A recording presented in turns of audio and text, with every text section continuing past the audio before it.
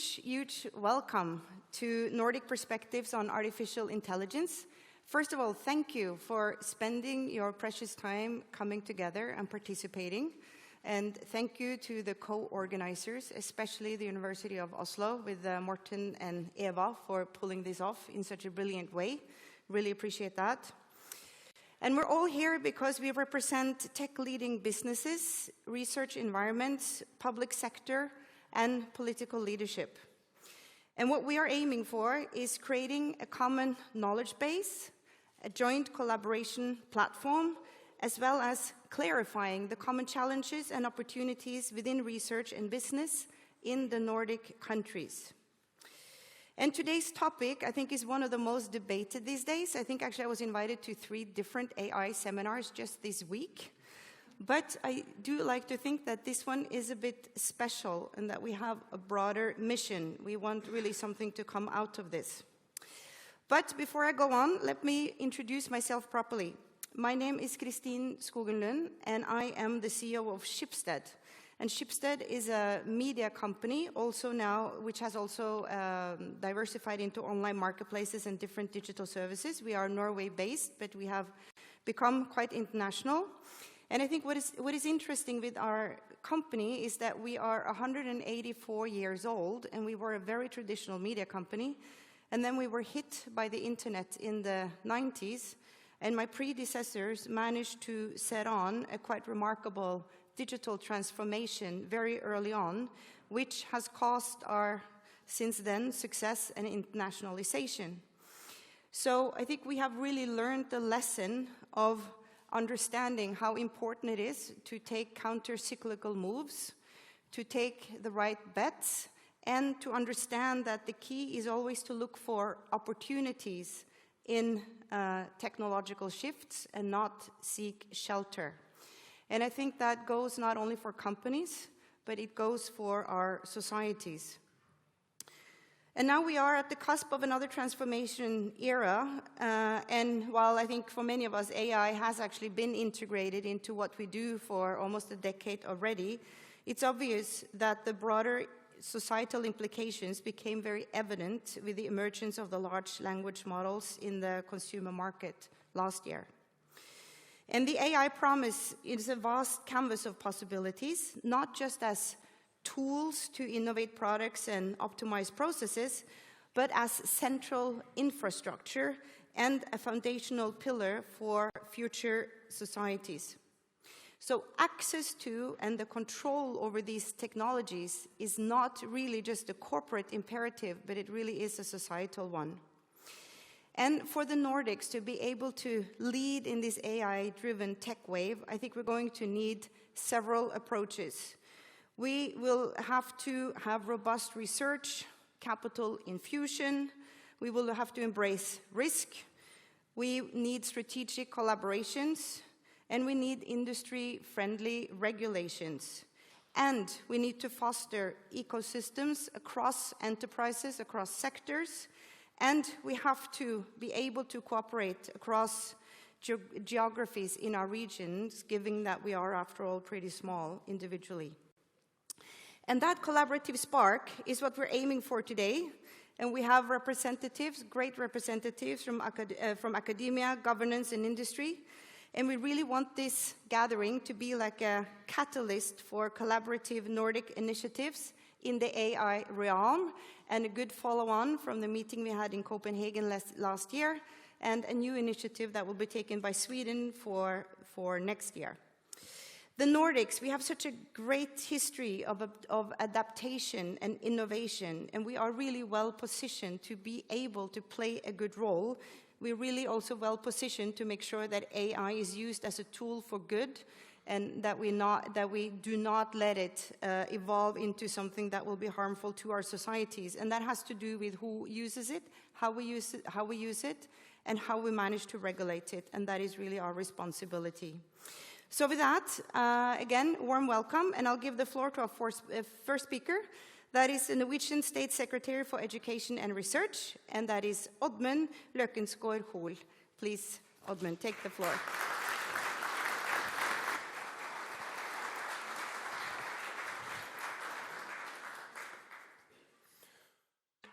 Ladies and gentlemen, good morning. Thank you for the introduction and the invitation. I stand before you today with a sense of gratitude and responsibility as I take the stage on behalf of the Minister of Higher Education and Research, Sandra Borch. So my best wishes to you all from Sandra.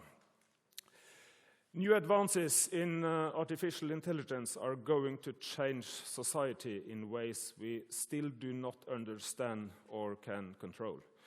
Strengthening the research effort is crucial for us to ensure that development proceeds in a way that is in line with our values as a society. In the state budget presented for Norwegian Parliament, Stortinget, last week, the government has proposed to increase research in the field of digital technologies by at least 1 billion Norwegian kroner over the next 5 years. Importantly, this funding will come on top of the already substantial funding for research into digital technologies through the Research Council of Norway. Research on artificial intelligence will be central to the initiative. We want to achieve two things with this initiative. Firstly, the increased research effort aims to deepen our understanding of the consequences of advancements in digital technology for society and individuals. Secondly, and equally important, the effort will foster knowledge about emerging digital technologies and their potential for innovation in both private and public sectors. Norway is one of the most digitized countries in the world, and we have a unique starting point for success. But we need more research, more innovation, and more skills and expertise to put the new technologies into use. The Research Council of Norway will implement the initiative.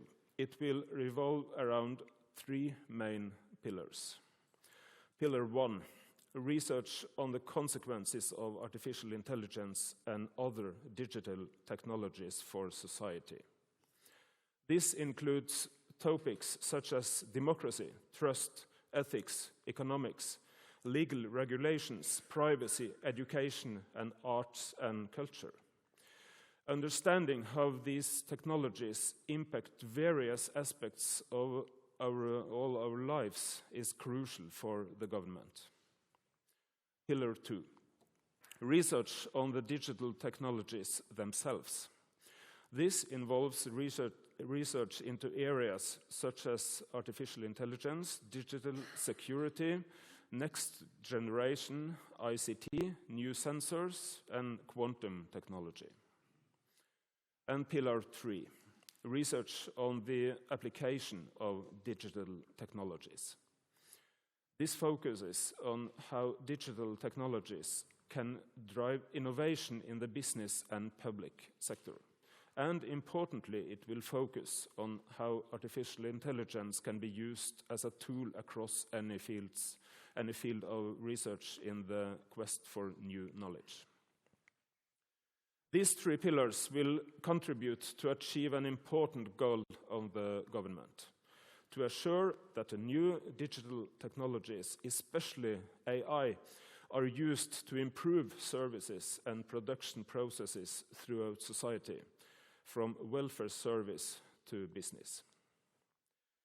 As a State Secretary for Higher Education and Research, I also need to mention that AI must become a natural part of higher education. Universities and colleges must prepare the students to a future for a working life where tools and processes based on AI are present everywhere. A most welcome development in this respect is the newly launched GPT service developed here at the University of Oslo.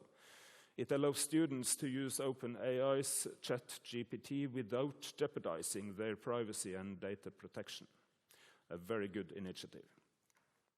The new Research and Innovation Initiative will have great significance for Norwegian society. In the face of the biggest challenges, it's particularly important that we mobilize together. We, the government, must do our part of the job, allocate the necessary resources and point out the direction.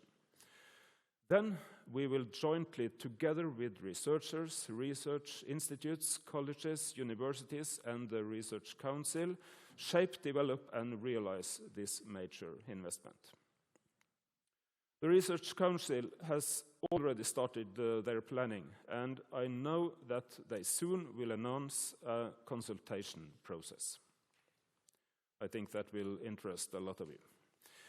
After we presented our research initiative a month ago, there has been much discussion in the press of the scope of our investment. Some debaters have claimed that the initiative is too broad and that we would do better to focus on the technology and how to put it to use in private businesses and the public sector. I can assure you that we will also strengthen the research on digital technology itself.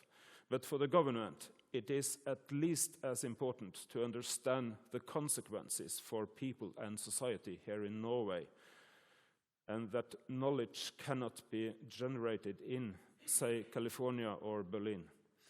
Instead, we must mobilize research groups across the full breadth of Norwegian research, from science and technology to arts and humanities.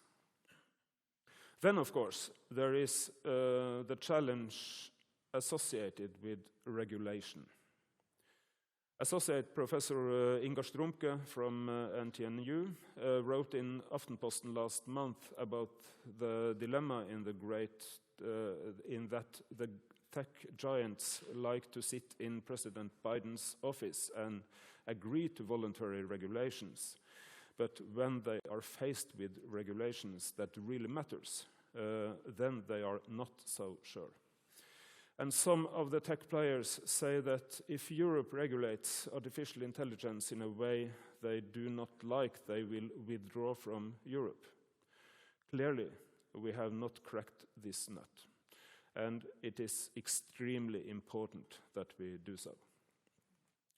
I am pleased that you will discuss regulation later this morning. The goal of the government is a situation where AI is developed within a responsible and safe framework. Our citizens must be confident that it is people, not machines, who make the important decisions. The government has set up a fast-working working group to assess the need for regulation of AI in Norway. The working group is led by the Ministry of Justice and Public Security. In addition to assess the needs for national regulation here in Norway, the working group will also create a plan for the timely incorporation and good implementation of the EU regulation on AI in Norwegian law when it has been adopted in the EU. The group also follows the work of the Council of Europe's Committee on AI. They are working on an international convention that will bring AI development in line with human rights, democratic principles, and the rule of law. At the same time, it is important to bear in mind that the laws we already have in Norway also apply to technology based on AI. Among these are the Personal Data Act, the Act on Equality and Prohibition Against Discrimination, and the Public Administration Act. The same applies to the regulations within the various sectors, for example, health or transport. One thing I have learned the last year is that the large generative language models, such as GPT-4, are expected to revolutionize many aspects of society. In education, they can be used to create personalized learning experiences for students, which is very good. In healthcare, they can be used alongside other AI tools to diagnose diseases. In customer service, they can be used to create chatbots that can answer customer questions and resolve issues. In entertainment and arts, they can be used to produce a new kind of content. They can also be used to automate many tasks that are currently done by humans. The large language models most frequently used in Norway, made by OpenAI and Google, are based on mostly English texts. They have been designed to match American values and culture. This may represent an obstacle for developing sophisticated applications in a Norwegian context. GPT-4 is good at Norwegian, but apparently not good enough. I am therefore pleased that the Norwegian Center for AI in Innovation at NTNU in Trondheim has created a Norwegian language model based on Norwegian text. It is still a small model and mostly used for research. The question is, where do we go from here? Do we need to make an even larger language model, or a Nordic language model, or perhaps collaborate with Germany and make a Germanic model? And what about the Sami languages, where data obviously are very scarce? Could perhaps the Finnish language, being somewhat related with Sami, come to our rescue? I am looking forward to the results of your session on large language models later today. Finally, I urge you to reach out our businesses. The Norwegian Confederation of Business recently found that only 344 of 2,300 member companies surveyed use artificial intelligence in their daily operations. And only 5% of the 344 companies use AI to a substantial extent. You obviously have important work to do. More research on AI to drive innovation in businesses will be key. With those words, I wish you all a fruitful day. Thank you for collecting all these great people here today, and thank you for listening. My name is Klas Pettersen. I'm the CEO of NORA, the Norwegian Artificial Intelligence Research Consortium. So I've been asked here today to give a status of AI in the Nordic countries. It will be a little bit of cherry picking and maybe a bit focused on academia, so excuse me for that. But first of all, I just want to say, last week I was in Copenhagen. Some of you may recognize this building. This is the observatory in Copenhagen. It was used to host the heroes of the last two centuries, the physicists. So this were where people had a telescope looking at the stars, and Denmark has a great tradition within astronomy. Now it is hosting the Pioneer Center of AI. So the AI researchers are the heroes of today. I think when we look back at this time, when our great-grandchildren look back, the AI researchers and developers will be pretty much like the physicists were in the last century. So this is where we are at, and it was fun. I had to take a selfie in front of Tycho Brahe, and we had a great time there. And why I was there was because we organized a Nordic meeting. It is called the Nordic AI Meet for young researchers, building the next generation of AI researchers among the Nordic countries. And it has happened a lot of interesting things in Denmark. Serge Belongi here is leading this Danish Pioneer Center, which is a collaboration between different universities.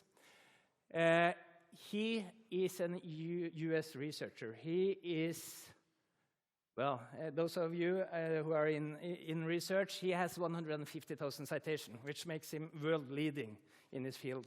He was attracted to Denmark, of course, because he was given this opportunity of leading this center. But when I discussed with him, and I have discussed with him quite a lot about this, that was not the main reason. He went to Denmark because of the societal values, because the trust we have, because the welfare system, and so he considered himself more or less as a refugee from the US to the Nordic countries because of our society and the values we have. So we had a great meeting there, and as you know, I mean, physics, I am also a physicist of background, but physics, the language of physics is mathematics, differential equations. And now we are into an area where AI is AI is the new language, I would say, for fields like biology. It has solved pretty much protein folding and so. So it's a language where we also can reflect our mental abilities. We can create images, right, of the generative methods, language, and so. So it's also a new form of language. I consider it's pretty much similar as mathematics is the language of physics. So this is where we are. Just wanted to say that before I go into the status of the AI in the Nordic countries. And as I said, a little bit of cherry picking, so excuse me for that. But let's go through some of the countries. Finland first. They released their AI strategy in 2017. And we should also note that in Finland, the strategy was about all sectors, but specifically it mentions energy, well-being, transport. And it was released by the Prime Minister. In Sweden, they followed up with the AI strategy in 2018, the government offices of Sweden. And there, the focus was education and training, research, innovation and use, infrastructure. I will also come back to infrastructure because this is important. Denmark, 2019, launched by Rasmus Jarlov, Minister of Business Affairs. And here, healthcare, energy and utilities, agriculture, transport. And then Norway followed. We had a minister for digitalization. It was news yesterday. It is, I guess, not confirmed, so nothing was mentioned here, but that Norway will now have a new minister. And I was so happy when I saw the title, because at least in the newspaper, it didn't say only digitalization. It said digitalization and artificial intelligence. And as we heard in Norway also, we have now the AI billion. It sounds even better in English than in Norwegian. AI billion and AI milliard. So as you heard, a lot of things are happening now in Norway. And from the strategy here, health, seas and oceans, public administration, energy and mobility were also mentioned specifically.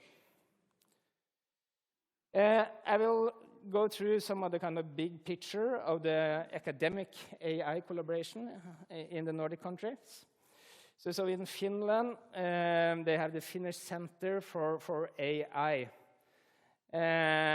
Also funded quite substantially. And as it's stated here, the second flagship term lasts until the end of 2026. And this is initiated by Aalto University, University of Helsinki, and VTT Technical Research Center of Finland. So this is one of the structures in the Nordic country, Finland. It has some missions. I will not go through this in detail because I don't think I will time. But as you can see, humanities, social sciences, and education, engineering, health, economics, and so. You should particularly note health, because this is a common factor in the Nordic countries. We have some, I think, competitive advantages when it comes to health data and health, and this is a focus of all countries. Sweden, the Wallenberg AI, Autonomous Systems and Software Program. It was launched in 2015, WASP. It will continue at least until 2031. The funding was in total 6 billion Swedish kroner, so very substantial. Again, also strategic instruments, and the focus is national graduate school, also education, strategic international faculty recruitment, and so on. And again, the Nordics can recruit good people, as exemplified with, for example, Serge Boulanger in Denmark. AI Sweden, also in Sweden. AI Sweden is a Swedish National Center for Applied Artificial Intelligence. The mission is to accelerate the use of AI for the benefit of the society. Also there, substantial investment in AI, a lot of partners within industry, academia, public sector, and also several offices also, for example, in Montreal. And I mentioned the Danish Pioneer Center. It is funded by the Danish National Research Foundation, the Novo Nordisk Foundation, the Carlsberg Foundation, Willum Foundation, and the Lundbeck Foundation, also substantially funded for the next 13 years, and this has increased, I know, from that number. They also pick some focus area that they will kind of focus on. And then in Norway, we have NORA as a national tool for collaboration. Here also a lot of partners. Actually, we are much broader than the other Nordic networks. 8 universities in total, 3 university colleges, 5 research institutes. And we are trying to bind this ecosystem together. I mean, the research is here, research is in D-Science, in the AI labs around at the universities. And it could be mentioned so many more. We also have some strategic partners in Norway. We in NORA operate within this triangle, education, research, innovation. It's a research consortium, so we obviously do a lot of research projects together. We also bind the partners and connect them to international research groups and networks. But we also have done quite a lot here in Norway on innovation. So we started what is called NORA Startup, collaborating with more than 40 of the best AI startups in Norway. And this is also, many of these startups originate from the universities. So we try to connect the research and research-based innovation and then do the collaboration with the startups themselves. In the AI sector, startups are extremely important. And we also do the education part. We have a research school in Norway, also closely collaborating with industry and of course, the research institutes that kind of ties the universities with the industries. So, just to quickly sum up some of this, we have good strategies. In most countries, it is now followed up with good funding, also now in Norway, so we're very happy about that. And as stated earlier from the State Secretary, this is fresh money going into the Research Council to support AI. And we have some sectors here, many of them mentioning health. And this is also, I also want to focus on some of the strongholds and weaknesses of the Nordic countries. There are several reports. This is called the Nordic State of AI. Silo AI is here, and this is also a project from Silo AI. But we have also the Nordic Council of Ministers have a similar report with similar conclusions. And in Norway, health data and sharing is the big plus. Internet users, the most. 4G broadband coverage, regulatory sandbox. This has caught a lot of attention internationally. We have also some weaknesses. We shouldn't focus too much on them. Let's focus on the positive thing. In Denmark, also health data again, health data sharing. Significant investment into AI research and applications over the past 5 years. Forerunner in AI when it comes to using AI to fight climate change. And 4 universities at the lead of publishing AI research.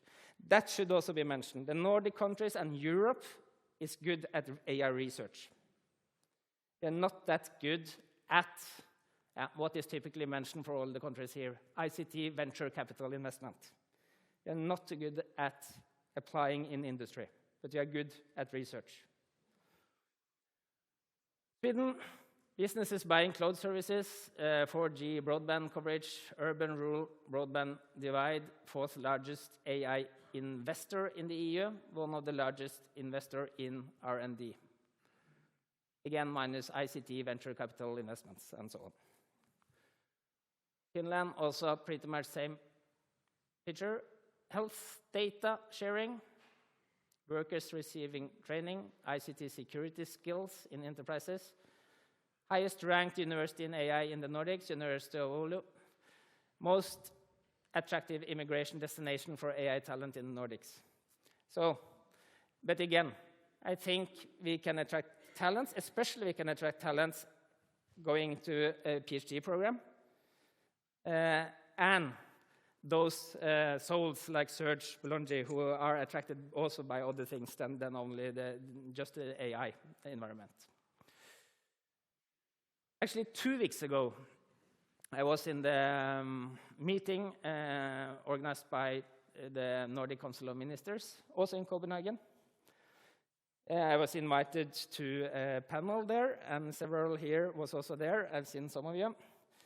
On how do we use AI to improve the competitiveness of the Nordic region without compromising individual rights?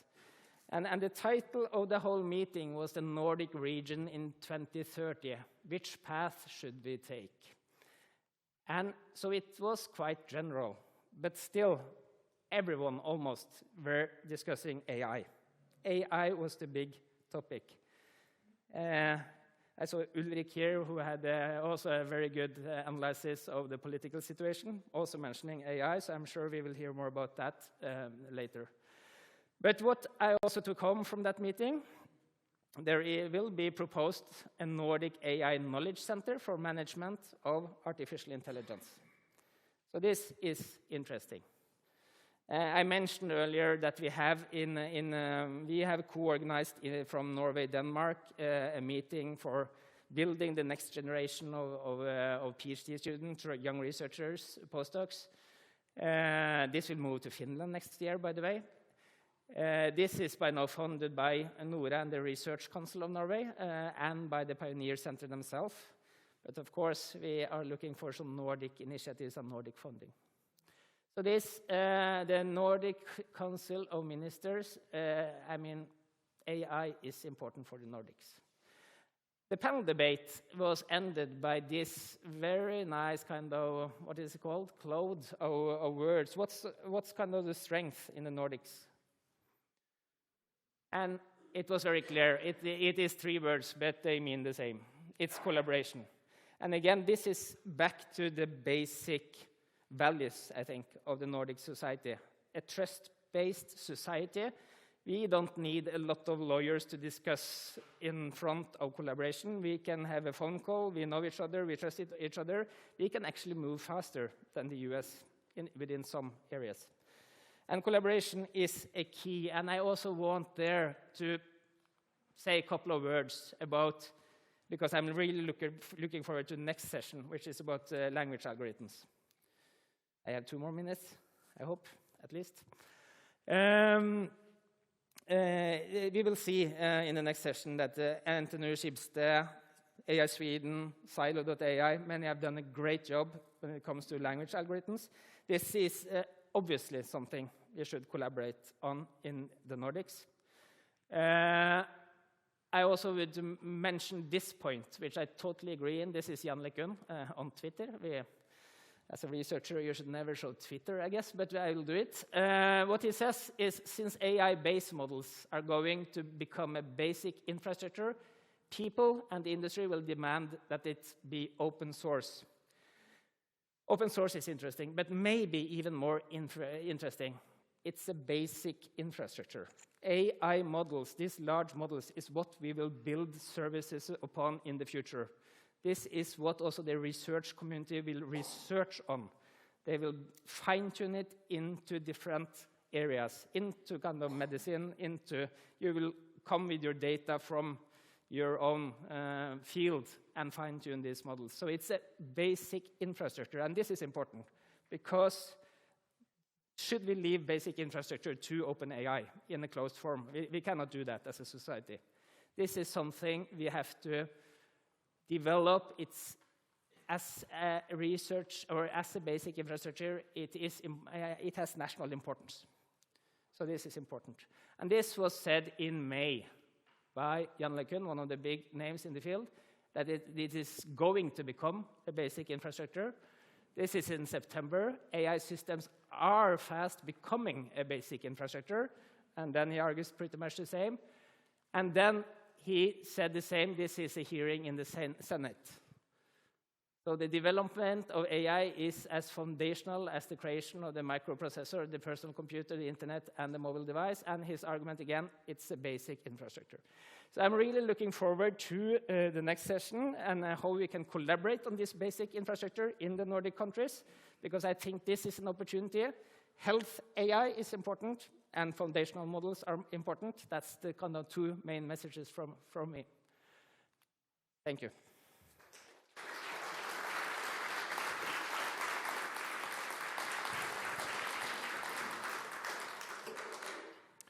Thank you very much, Klas. We will definitely come back to language models, but in this section, we will dig into the importance of AI, both when it comes to as a strategic tool to secure national security, to secure access to and the quality of public services, but also as the fundamental tool to drive business competitiveness.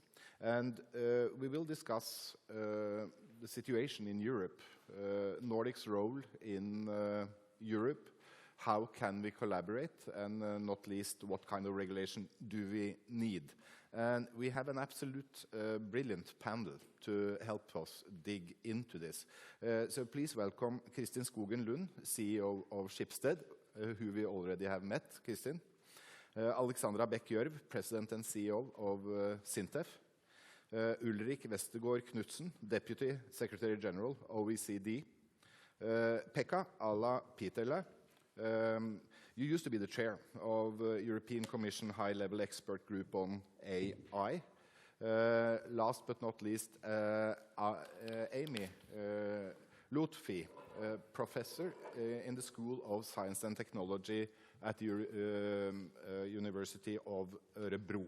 Please welcome the panel.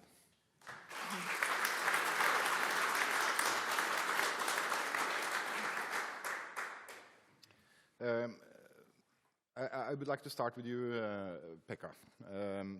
You have seen this from the expert panel, and you have been able to both assess Europe and also assess the European position globally. You are among friends. What is your, fair assessment of what you have seen and what you see in Europe compared to what we see as a very forceful development in the US and China these days?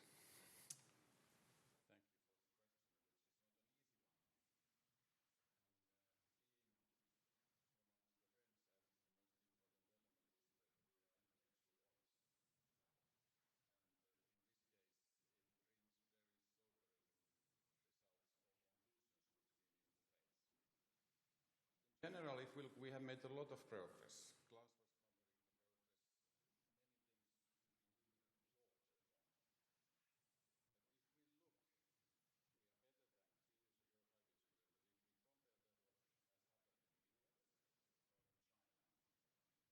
There's only one conclusion, and the conclusion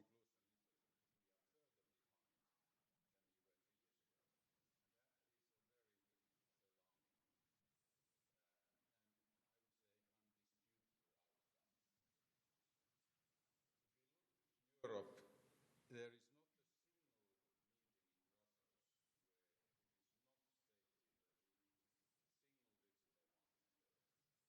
have it, have it anything in sight which would be showing that is going to happen, and that means that for European businesses there is no whole market to scale. That's a huge drawback when we need to do it. We don't have relevant tech giants, telecoms, but they are not relevant.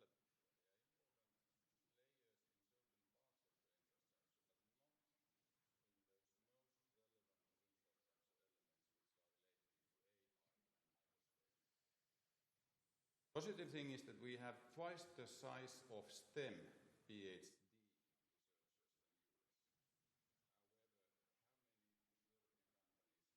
hiring those. Goes to the US. That is a bleak picture.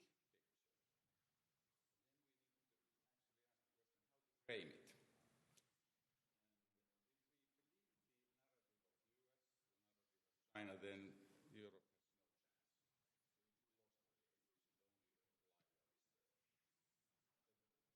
AI is a context specific.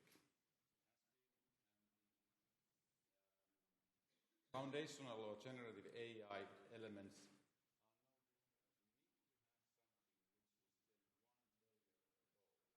understand what is the context. There are a number of contexts. Of course, there's high-tech AI infrastructure context, then there is a art, and there are businesses where the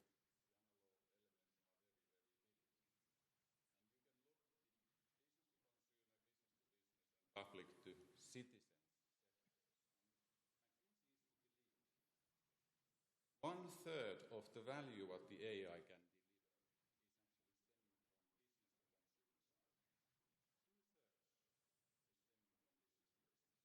to business. Europe is pretty much business to business. That is the key question. How do we make sure that we are better and faster in applying AI, and we have a steeper learning curve. And to me, that is the opportunity, that is the must for Europe. Many other elements, but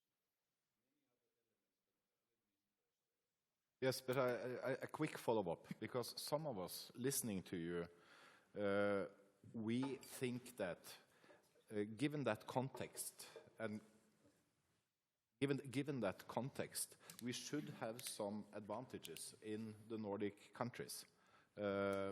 That we have an ability to cooperate, low conflict levels, and excellence in certain industries, important industries.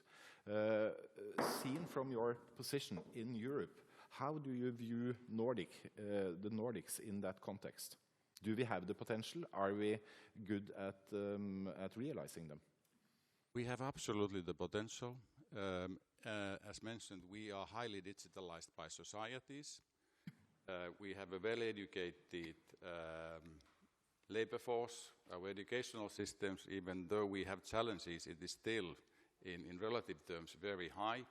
So therefore, absolutely, the cooperation, leading and becoming relevant in critical areas is the way to influence a number of other things. So the relevance and therefore the small size, if we can be fast and if we can kind of find the way to put enough money in those pockets in order to get the critical size and mass, then we absolutely have a chance. Healthcare is one example. The data in Scandinavia is absolutely unique. So it is building on the strength, but not putting aside the weaknesses or the drawbacks what we have. So not being naive where and how fast the world is moving around us. Alexandra, this was a sobering opening, but with some glimmers of light. You are working in the intersection between science and industry in the context that Pekka describes to us. What are your reflections based on the situation we are in and the importance of what we need to achieve? Well, I feel I can throw away part of my manuscript because I very much echo what you say, that in the consumer part, I think other countries are way ahead. And I think for Kristin, who's in the consumer part, I think we need to get on with it. And the Norwegian language model is absolutely essential, but I'm sure you will talk about that. In Sintef, we are working on industries that solve the challenges of energy security, food, health, etc., where there's lots of opportunities. And the Nordic region has leading positions in many industrial sectors, such as energy, maritime, process industry, defense, automotive, life science, pharma, medicine, and all those areas. There's lots of opportunities, but I'm not sure we're investing enough. But if you look at the large or the machine learning, is data-driven, and they recognize patterns, but it's not based on the mathematical and physical models. And I have to make a comment to the NORA application. My colleague from Tyndall in Ireland said that it's a problem to get students today because they think that if they care for sustainability and they study AI, they don't need to study physics. This is a huge problem. I think we need to continue having a strong European edge on STEM, and I think Norway needs to up its game on STEM because we are behind. And today, when you go around in Sintef's corridors, it's impossible to distinguish a material scientist from a data scientist. And these industries, they need AI, but it's based on sensors, it's based on IoT, it's cloud, all these things coming together with the hard insight into whether it's cancer research or materials for hydrogen or electrolyzers or wind energy management systems. This is all part of the same, and I think when you look both at how well the Nordics, and at least Norway, from what I know best, is scoring in the Horizon Europe projects, the toughest competition in the world, we really have excellent collaborations. Like one example from us is our collaboration with Borregaard, Equinor, Hydro, etc., on process industry AI applications. So I think we are world class, and our startups are actually attracting a lot of investments in these areas. So I'm very positive, but there's just not enough money in the research on the digital technologies. And what I fear is that we repeat what we did some years ago when we put money on ICT research, and the biggest pot was given to clinical researchers at the hospital buying services from IBM through Watson. You know, what I really think we need to do is to make sure that we now have this AI billion in Norway, that goes to actually becoming great at AI and not becoming great at process industry or aquaculture or healthcare. That, you know, if we want to be great at healthcare, the Health Service Ministry needs to put some money in as well, not just those who care for the AI. And this is maybe a bit local, but I think you have the same problems in Finland and Sweden as well, and Denmark. Do you see a Nordic element in this? Well, I do see a Nordic element. We have some collaborations, but frankly, we don't have the structures that enable at least institutions like Sintef to find the way. It's the European collaboration, it's Horizon Europe, and it would be great if we could also collaborate in Digital Europe, but we don't, because of the funding situation, we can't do that. And the CHIPS Act. These are very important and will be very important also for Sweden and Denmark and Finland, I think.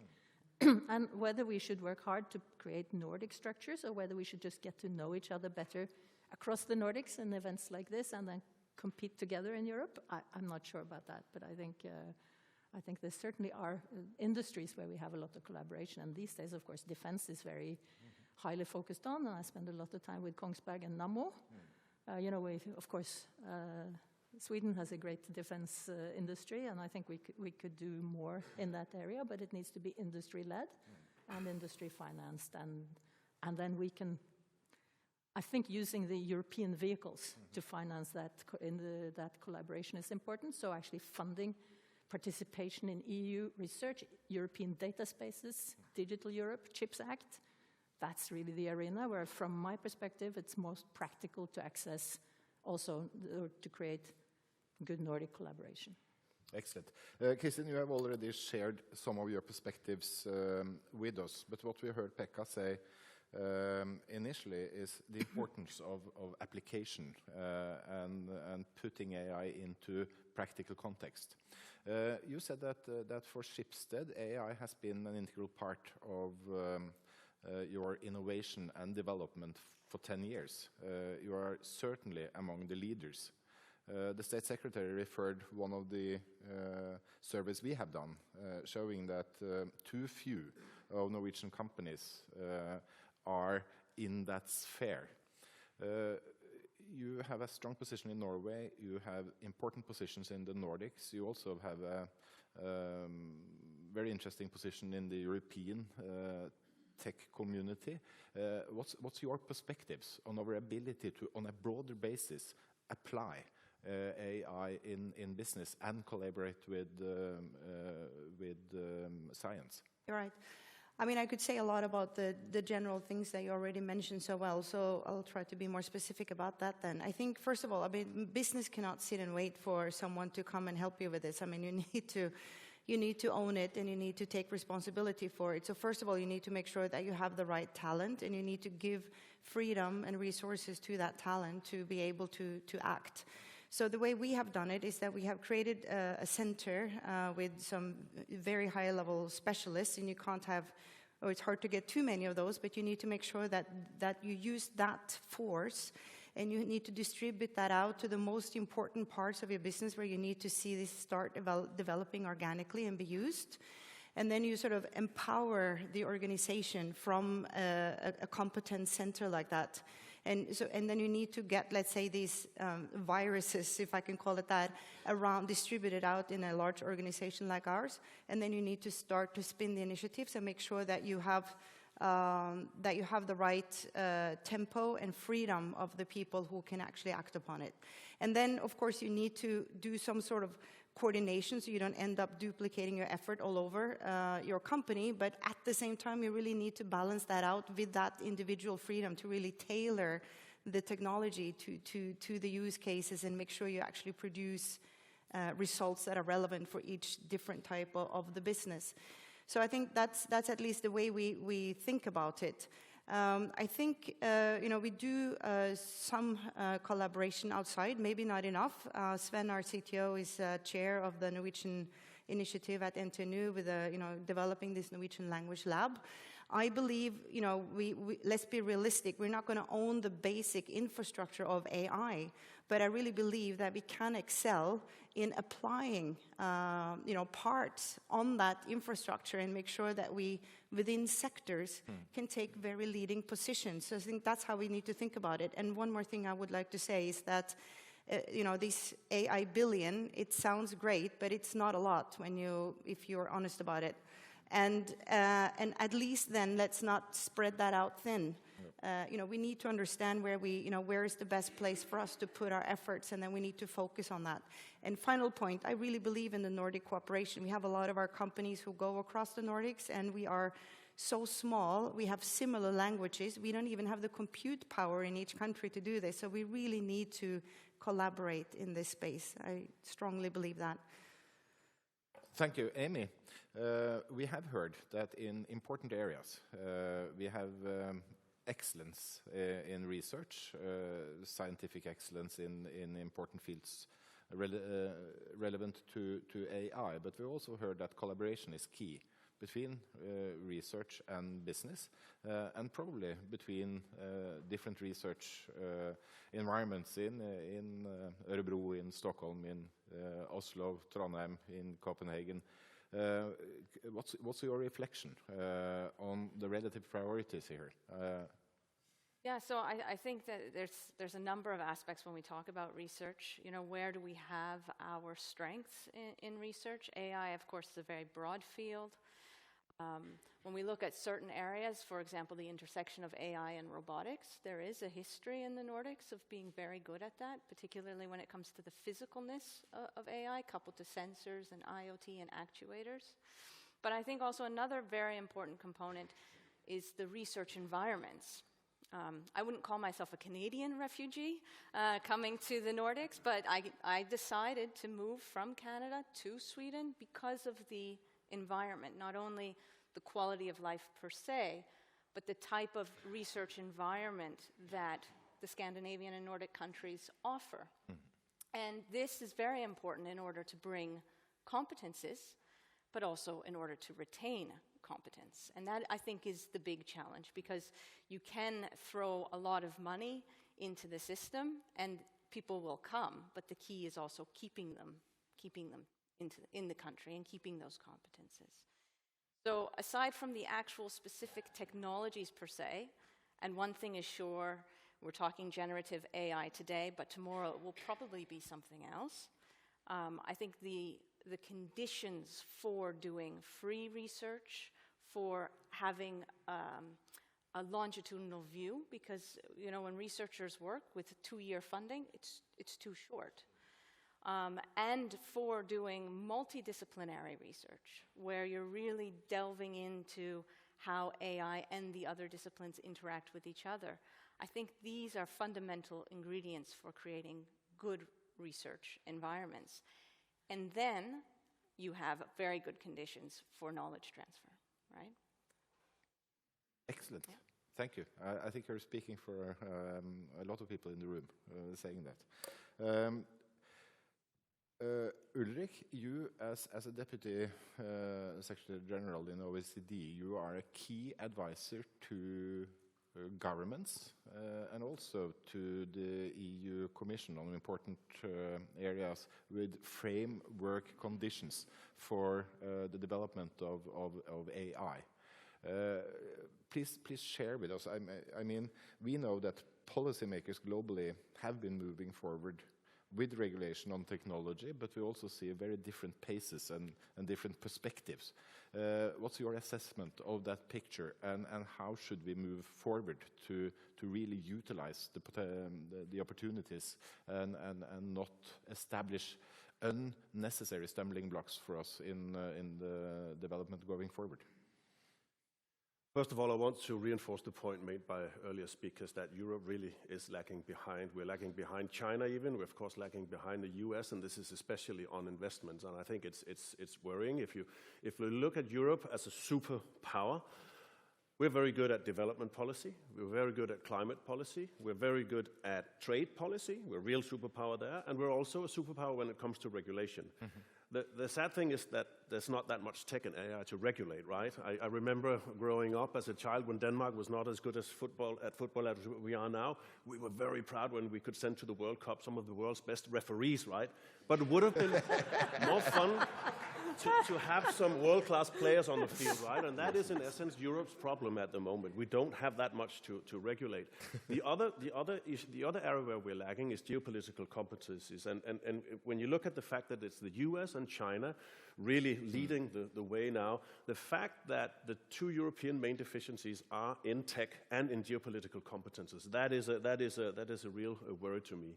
Having said that, there's also maybe an issue around different regulatory approaches when you look at the world. When you go to different centers of the world and ask who owns the data, because there's no AI without data, right? In the US, they would say the market owns it or the companies own it, right? In China, they would say, no, the party owns the data. In Europe, we would say the consumer or the voter or the individual owns it, right? Which is all good. And by the way, in the Global South, they'd say, what data? We don't have it collected anywhere. So you have a real divide there between at least 4 different approaches to data. Look, there's a lot of good to be said about Europe wanting to protect consumers and voters against the threats from AI. But there's also a risk that our very heavy, top-down heavy approach to regulation of AI will lead us to stifle innovation, will lead us into a world where we have less startups in AI. So these things are related. Europe is doing well in luxury goods, in tourism, and we have high quality football as well. But those are the 3 areas that are not, they're not, when we cannot be absolutely certain that will lead Europe to a path towards, superpower status in the decades to come. So these are some of the worries. Last thing on regulation, I'll come back to it when I have a chance to address it this afternoon as well, is that it's not only a difference in the value base when it comes to regulation. There are also different needs, of course. And it's good that the G20 and the UN are now waking up to this, trying to find some kind of global framework around regulation. But if you ask in Brussels, if you ask in Washington, Paris, Berlin, Copenhagen, Oslo, wherever, our needs around AI do not match the needs of Moscow and China. They don't match the needs either of Kinshasa or Lima. So I think we will see different layers of regulation. We will see the UN trying to find some lowest common denominator around certain principles. Then we will have the OECD AI principles up for review next year. But then there will also be within what you could call the old rich world, there will be initiatives going further because we're going to need that. And our consumers, our voters in Europe, and also some of the superpowers outside European structures like Norway, they are also going to need a more advanced set of regulatory principles, I should. But what's your best advice to us? How do we run with this? In terms of what? Well, I mean, given everything that's being said, and my point about you can't sort of wait for anyone to come and solve this for you. You need to, take the initiative and make sure you excel at it. What if you had any advice to this group, what would that be? I would say that I do not see, looking at the OECD map, even looking at the world map, I do not see any countries in the world outside the Nordics better situated for embracing AI. We have a very, very highly digitalized public sector. We have a very highly digitalized private sector. We have labor markets, a social welfare system. We have flex security.